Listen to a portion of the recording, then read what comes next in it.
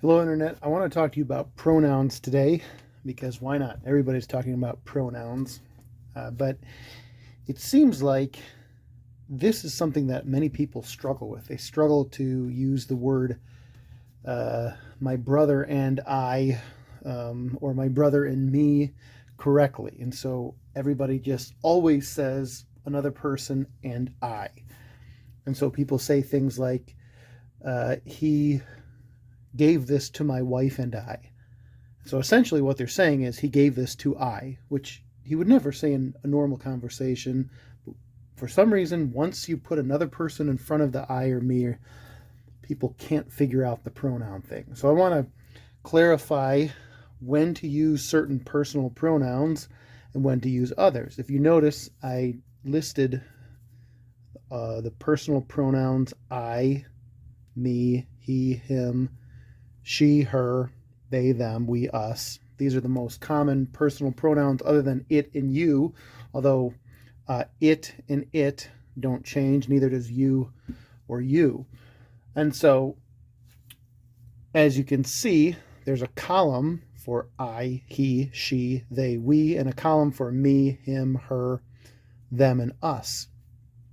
And what makes these different from this column to this column is that this column here are what we call nominative. Some people call those subjective pronouns, and these over here are called objective pronouns. Okay, so as you can see from the name objective, all of these pronouns over here are used as objects. Therefore, if somebody gave and what I mean by object is a direct object in the sentence or an indirect object or an object of the preposition. So if you said the sentence, they gave this to my wife and, well, the to here is a preposition, beginning a prepositional phrase. You ask the question to whom or to what to get the object of the preposition. Okay, so to whom? To my wife. So wife is an object of the preposition. And so gave it to one person, my wife, and a second person, I. The only problem is if this is an object of the preposition, then we should be using something from the objective list, which here you can see is not I, but me. And a way you can always check to see if you use the correct one is if you have two people here, like to this person and this person, if you cross out this person, usually what you would use if it was just to me is also correct. Well, it's always correct when you have another person and me. Okay, so it doesn't change. If you say she gave the gift to me, it wouldn't change to say she gave the gift to my wife and me. It's never correct to say she gave this to my wife and I, or everybody's been so kind to my friends and I. That's incorrect grammar. And to somebody who knows grammar, you sound, I know you're trying to sound like you know grammar and you're speaking correctly, but it really makes us cringe. So, when we have something that is an object, like here a direct object, or an object of the preposition, or a direct object or indirect object, we're always going to choose one of these objective personal pronouns. When we have something that's acting as a subject or a predicate nominative, then we're going to use something from this side. So if I were to say, my wife and I threw a party, okay, so my wife and I threw a party.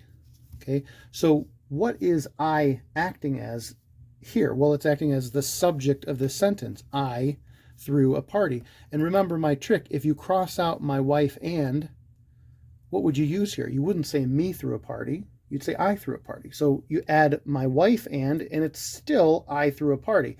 My wife and I threw a party. She threw the ball to me. She threw the ball to my wife and me. Doesn't change. This is the object of the preposition. This is the subject. And remember, we said up here, in the nominative case, is always the subject and the predicate nominative of the sentence will always use the nominative case. Whereas if it is a direct object, an indirect object, or an object of the preposition, you will always use something from the objective list there. All right, so get a new piece of paper here. Another set that some people struggle with is who and whom. Now, who and whom don't have to be, well, the reason it's a little more complex is usually who and whom is a part of a separate clause, and you have to find out what it's doing in that clause. But essentially, all we're going to do, see, who is nominative and whom is objective. So anytime you would use the word, and here's a little trick you can use. Anytime the word him works there, you would use the word whom. Anytime the word he works for that sentence or that clause, you would use the word who. Okay, I'll give you an example.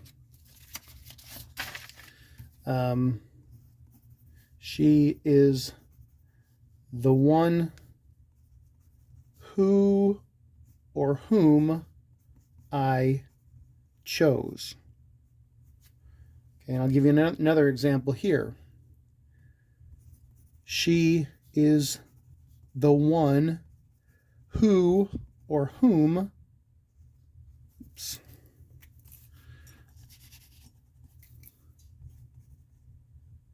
chose me. Okay, so one of them is going to be who and one of them is going to be whom, depending on what they're acting as. And so the easy way to do it is just look at the clause. And the clause, of course, is a group of words functioning as one thing that includes the subject and verb. So we have she, is, I, chose. We have two clauses in this sentence. So which one is the who or whom a part of?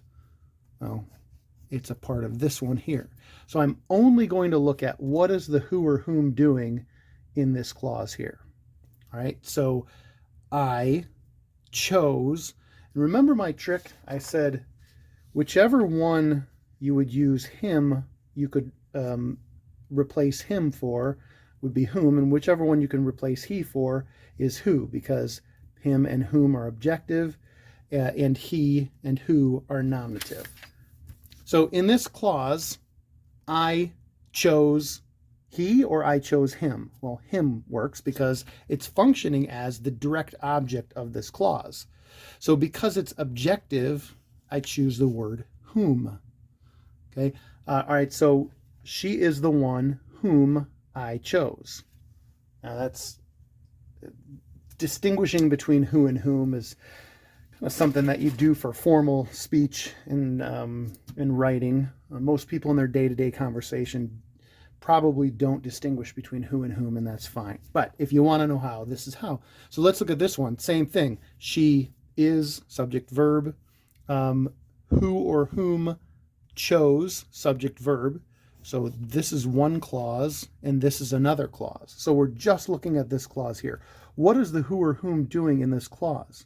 Well, we already underlined it, and if you're not familiar with this, underlining the subject once and the verb twice is kind of the universal way for identifying the subject and verb in a sentence or a clause. So if this is acting as the subject, which one could we replace the who or whom with, the he or the him? Would it make sense to say he chose me or him chose me? It makes sense to say he chose me, because it's acting as the subject of the sentence, and we said that subjects must be in the nominative case. He is nominative, and who is nominative. So in this case, it would be correct to say who or he chose me, as long as you identify what clause that who or whom is functioning in. Okay, so a little review. When you have, and this primarily is a problem when you have two or more people, you have a compound direct object, or you have a compound indirect object, or you have a compound subject. Would you say my friends, me and my friends, or my friends and me are going to get something to eat, or my friends and I are going to go get something to eat? Well, take away the my friends and. Would you say me is going to get something to eat, or I am going to get something to eat? You would say I am. So it should be my friends and I are going to get something to eat. Who are going? My friends and I. So my friends and I are the subject of that sentence. So it should be a nominative case. So it should be I.